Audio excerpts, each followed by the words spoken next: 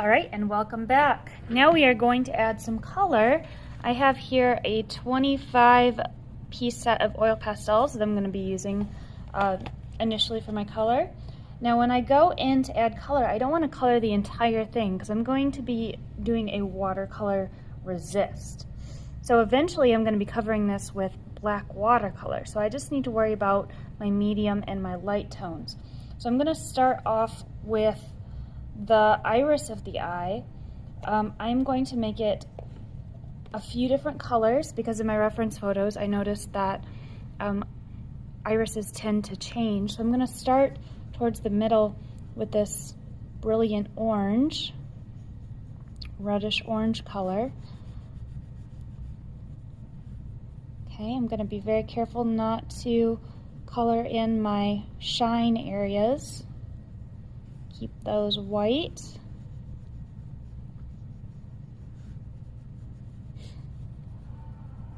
And now some areas I might use black oil pastel, just depending on what kind of effect I want to get.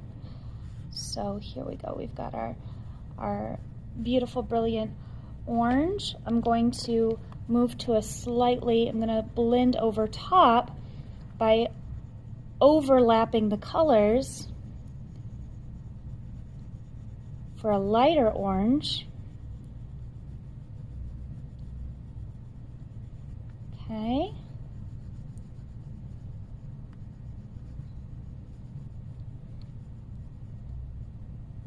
And then I'm going to move into a yellow. So again, to blend the colors to make them transition smoothly from red to orange to yellow, I am coloring over top my previous color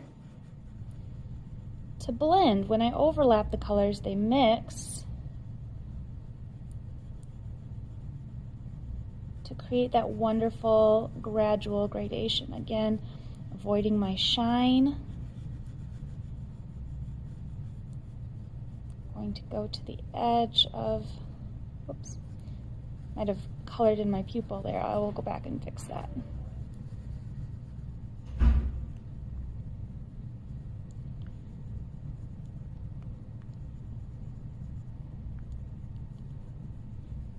All right, awesome. Okay, beautiful. I'm going to put just a little bit of green around the outside edge of my eye. Just a little bit, not too much. All right, great. I'm going to go in with the white. I'm going to actually color in the shine so that when I do the black watercolor on top, the shine of the eye shows up nice and bright and white.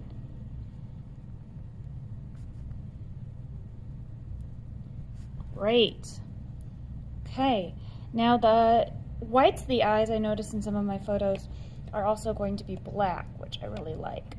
I'm going to go ahead and color in the interior of the eye, the pupil, because I want to kind of smudge the pupil into the sides of the eye. So I'm going to use this kind of navy blue for the start of the pupil.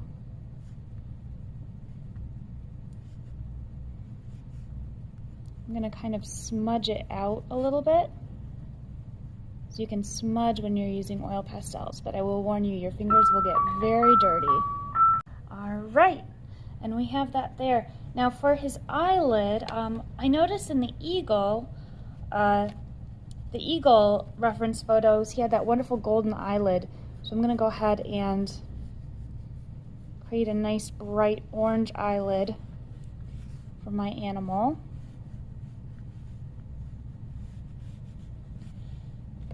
And maybe shade in the edges with a darker reddish color to give it a little bit of dimension. All right, and then I'm going to start adding highlights to the texture. So again, we don't want to color it totally in like a coloring book, but I might add some orange to the tops of his wrinkles. And I know wherever I don't add my orange, it's going to be a dark black color. It's going to stand out really nicely. So here's his top eyelids.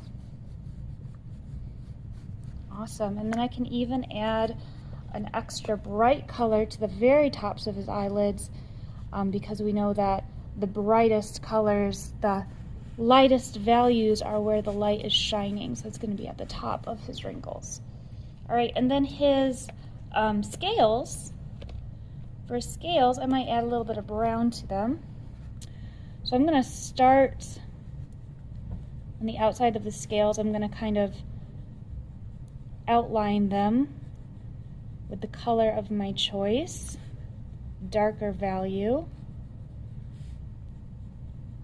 Remember, the darker value is going to be on the edge here.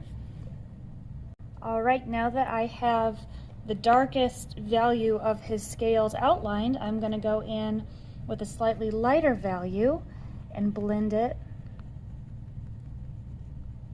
Again, I'm leaving the center white because the center is going to be my lightest value. And sometimes we can layer with oil pastels, but sometimes it makes them a little muddy if you put in too many dark oil pastels before your light. So go in, blend in this orange here. Again, we're going dark to light. All right, I'm going to go ahead and take my dark orange and darken some of the edges of my eyelids too, because I'm looking at them and I think they need a little bit of that orange and that brown there in the edges. There we go.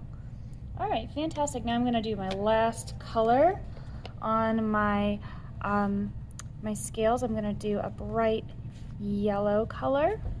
So I'm going to start coloring that in.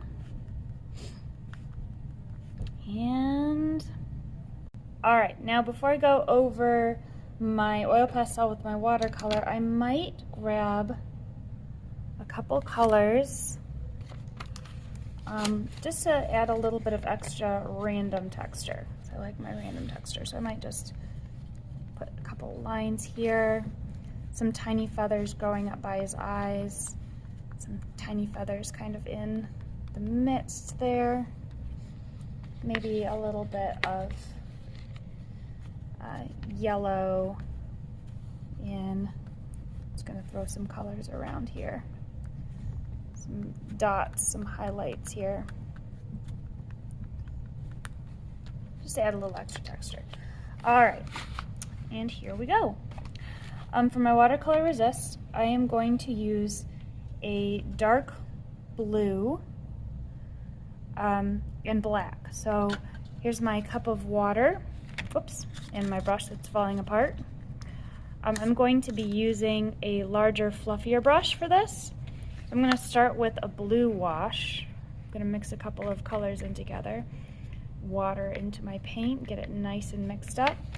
And I'm going to start with this blue wash over my animal eye. See if I can, all right. Lots of beautiful blue to make my colors pop. And then I'm going to go in with my black here, and especially around the corners of the eyes. I'm gonna blend a little bit in here. I notice the black really makes things pop, so I'm gonna kind of mix the black and the blue together here.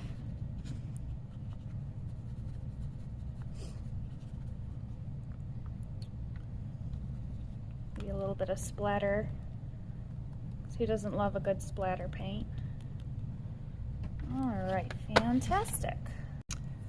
And here's our final product. We have an animal eye with watercolor resist. I might still play with it. There's some things I would change about it, but overall, I think it turned out pretty interesting.